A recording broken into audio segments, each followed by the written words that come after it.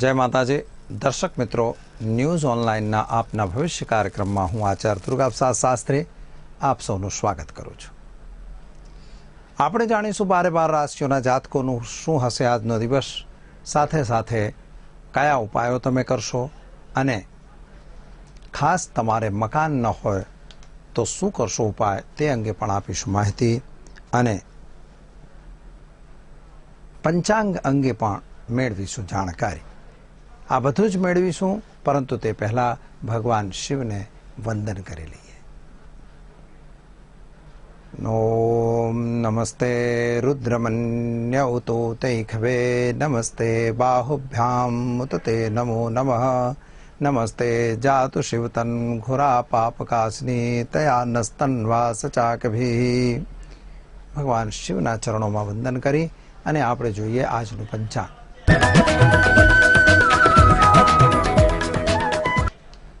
આજે વિક્રમ સંમત 2072, શક સંમત 1937 અને વીર સંમત 2542. તારીખની વાત કરીએ તો આજે 14મી માર્ચ 2016 અને દિવસ છે સોમવાર. પૂર્વ દિશાની યાત્રા માટે વર્જિત દિવસ છે. જો આપણે પૂર્વ દિશાની યાત્રા કરવાની જરૂર હોય તો તમે દર્પણમાં મોઢું જોઈ અને થોડું પાણી પી અને ઘેરથી નીકળી શકો છો. એનાથી દિશાનો સૂળ દૂર થાય છે. દિક્સૂળ એ વાસ્તવિક રીતે જો જોવા જઈએ તો જ્યારે તમે યાત્રામાં જતા હો તો એ અવરોધ રૂપ ગણાય છે, માટે એને આ તોડથી તમે જઈ શકો છો. રોહિણી નક્ષત્ર આજે આખો દિવસ રહેશે. વિષકુંભક યોગ રહેશે અને તૈતિલ કરણ રહેશે. રાશિ વૃષભ રહેશે, એટલે કે બહુ અક્ષરથી નામ શરૂ કરવામાં આવશે. જે જાતકો આજે જન્મશે તેમનું. ફાગણ સુદ છઠ તિથિ છે, એટલે ષષ્ઠી તિથિ આજે ફાગણ સુદની છે. અને આ દિવસે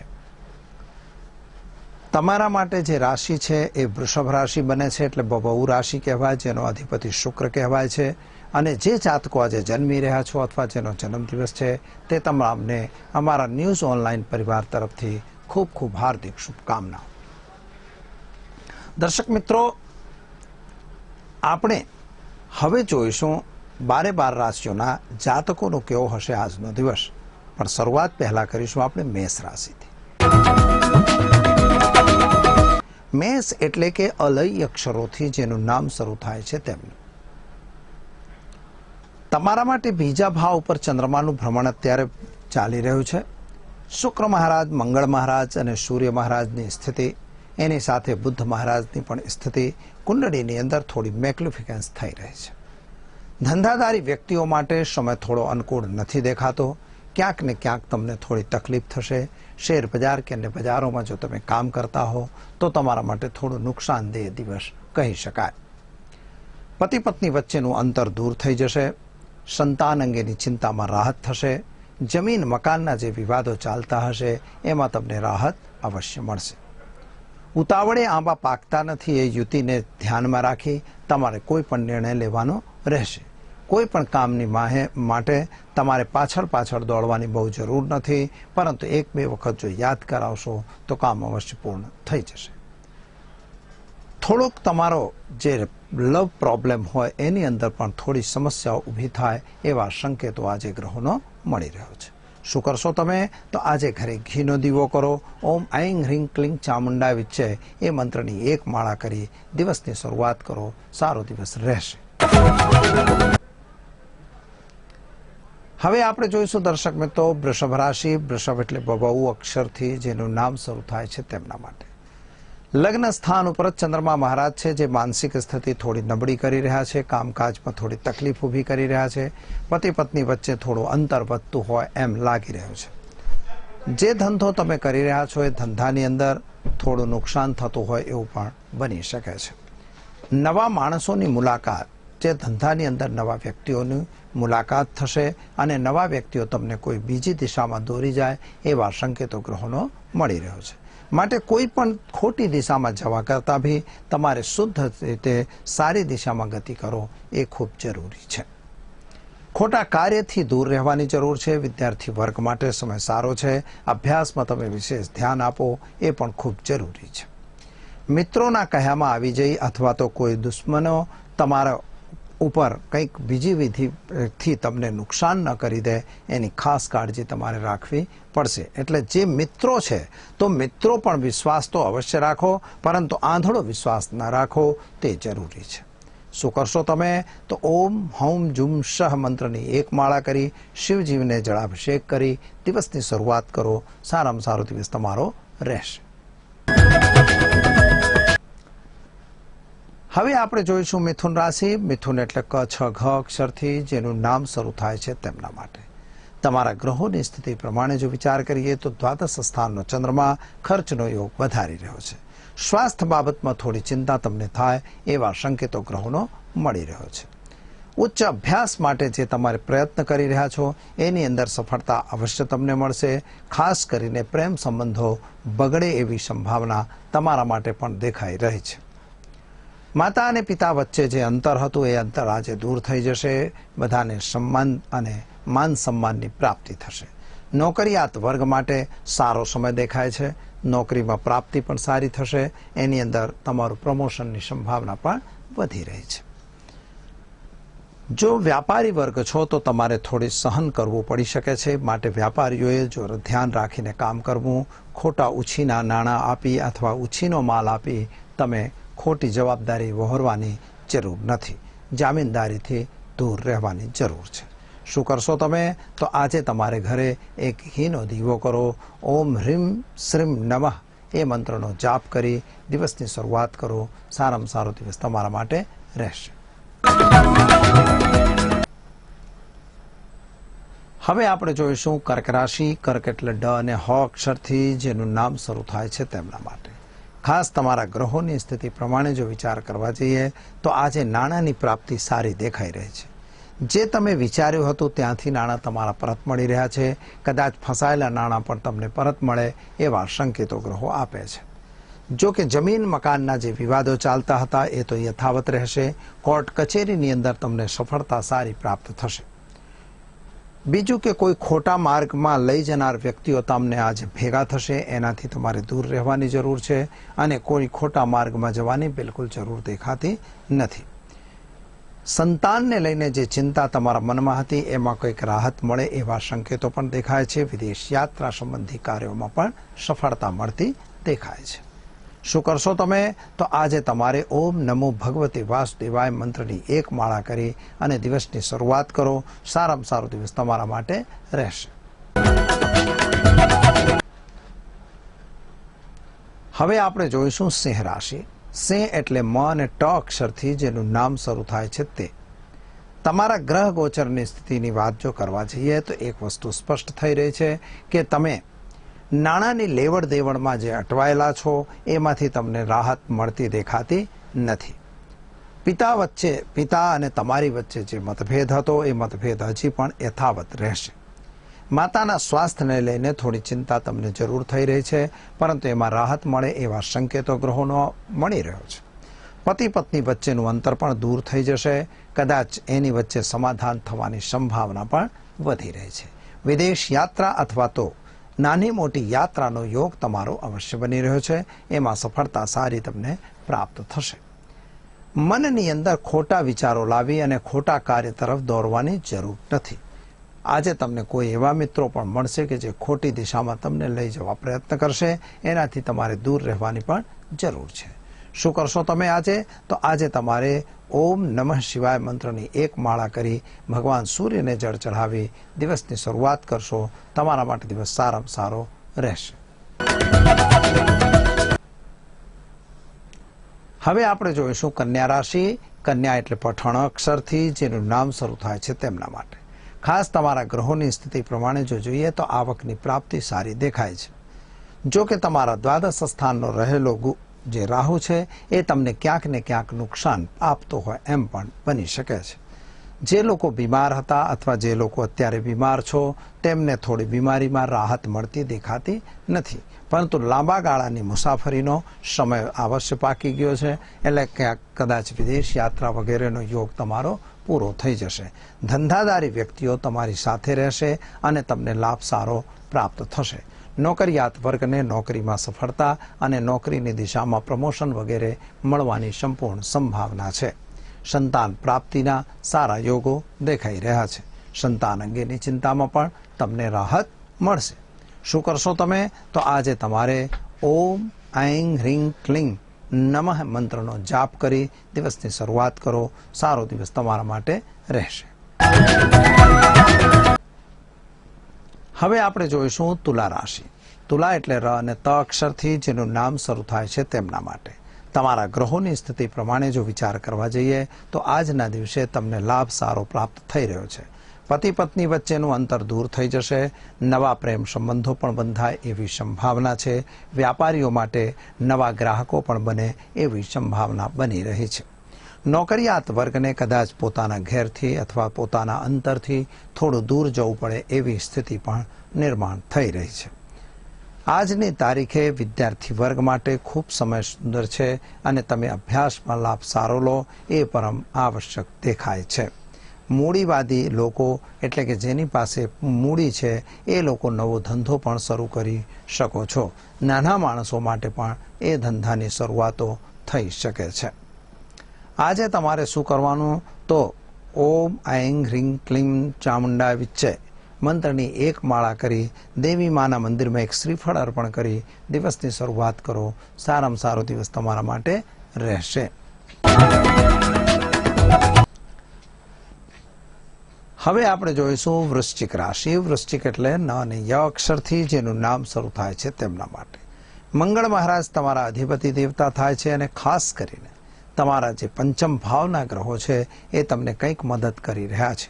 શનિ મહારાજ લગ્ન ઉપર ભ્રમણ કરી તમારા પરાક્રમને અવરોધી રહ્યા છે, પરંતુ વિદેશ યાત્રા સંબંધી કાર્યોમાં તમને સફળતા સારી મળશે.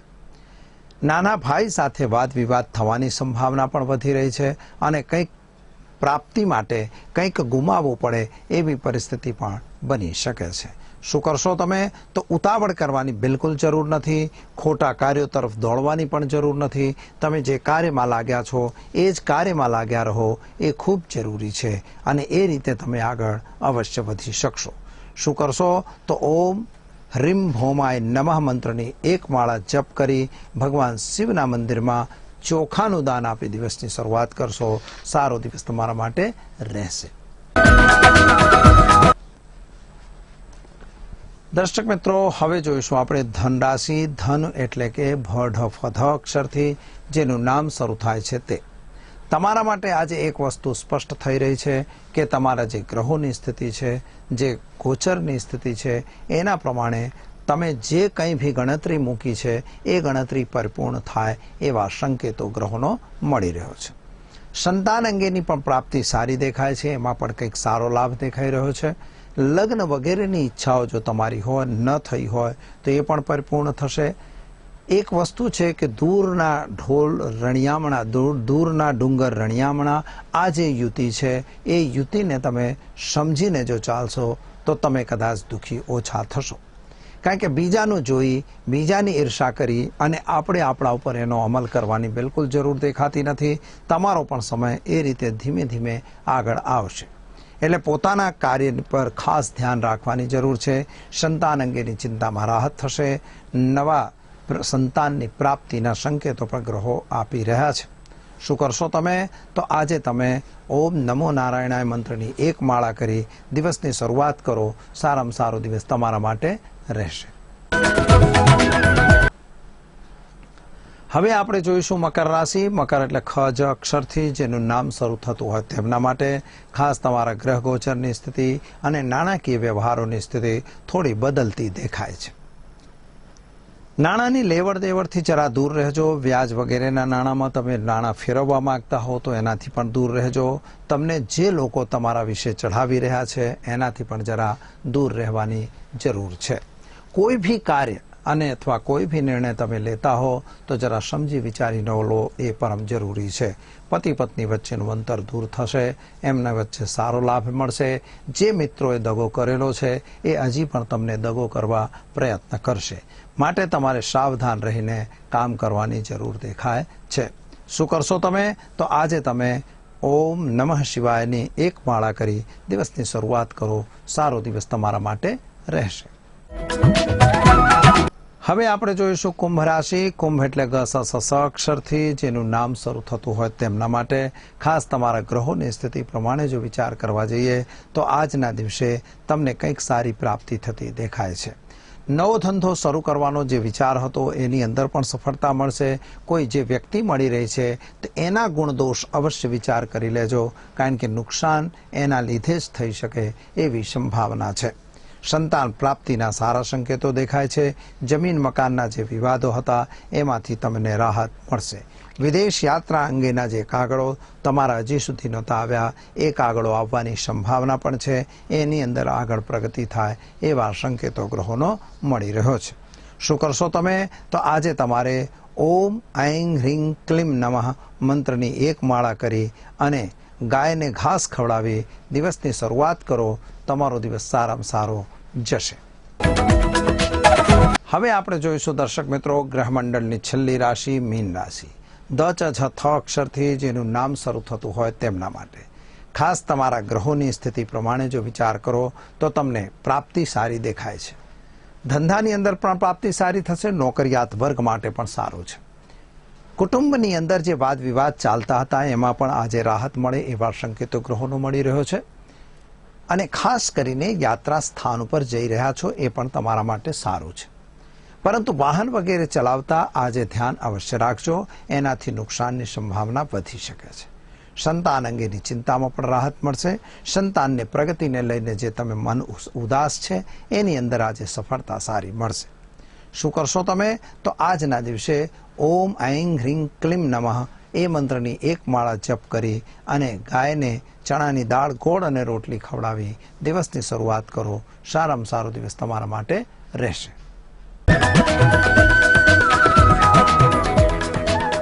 દર્શક મિત્રો, હવે આપણે વાત કરીશું કે જો મકાન નથી તો શું કરવું.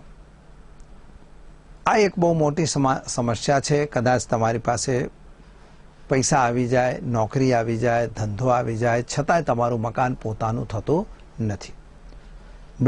અમુક બિલ્ડરો પણ જોયેલા છે કે જે લોકો બીજાઓને મકાન બાંધીને આપે છે પરંતુ પોતાનું એમનું મકાન થતું નથી.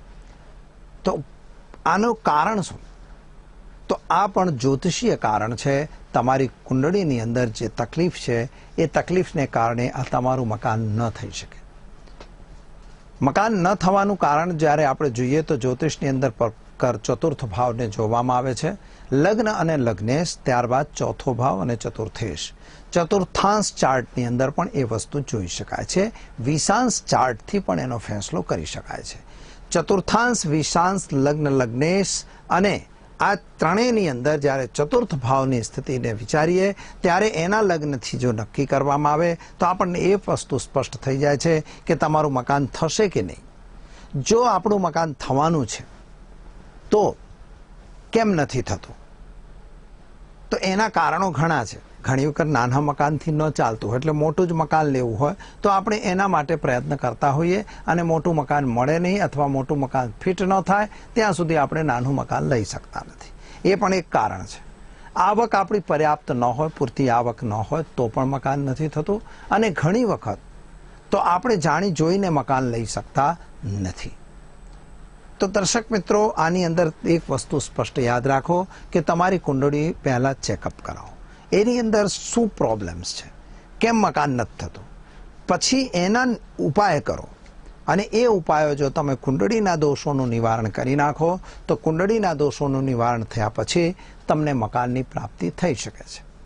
એના માટે એક નાનકડો પ્રયોગ છે, બહુ સારો પ્રયોગ છે.